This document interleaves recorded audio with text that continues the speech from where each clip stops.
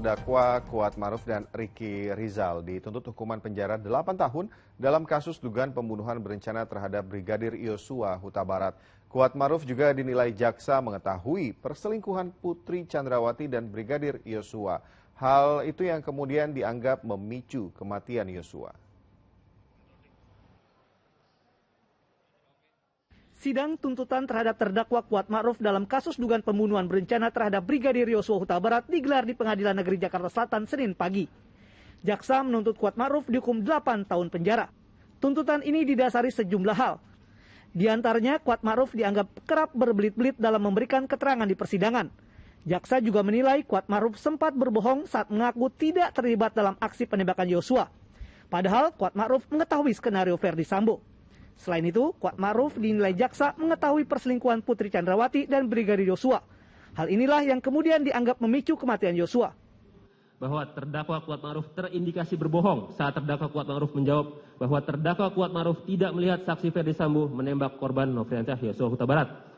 Sehingga berdasarkan keterangan saksi Rifaizal Samuel, saksi Sulap Abu, saksi Susanto Haris, dan saksi Beni Ali yang dikuatkan dengan keterangan saksi ahli poligraf yakni Aji Febrianto Ar-Rasyid, dapat dinilai bahwa terdakwa Kuatmaruf terlibat dalam perencanaan merampas nyawa korban Nofriansyah Yosua Huta Barat. Keterangan terdakwa Kuatmaruf terkait duri dalam rumah tangga sehingga dapat disimpulkan tidak terjadi pelecehan pada tanggal 7 Juli 2022 di Magelang, melainkan perselingkuhan antara saksi Putri Chandrawati dan korban Nofriansyah Yosua Huta Barat. Sebagaimana diatur dan diancam dalam dakwaan pasal 340 KUHP junto pasal 55 ayat 1 ke 1 KUHP.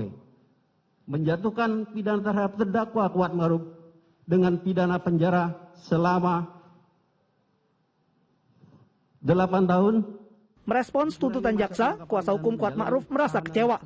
Kuasa hukum menyebut Kuatmaruf tidak mengetahui adanya perselingkuhan antara Yosua dan Putri Chandrawati, melainkan pelecehan seksual seperti yang disampaikan Putri Chandrawati.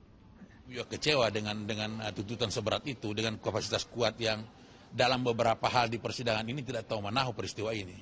Yang kedua, dakwaan jaksa kan sejak awal memang menginginkan pihak-pihak 5 terdakwa ini tertarik dengan pasal 340, karena kalau 338 kuat ini bukan bagian dari peristiwa pembunuhan itu, hanya 340 yang bisa menarik dia.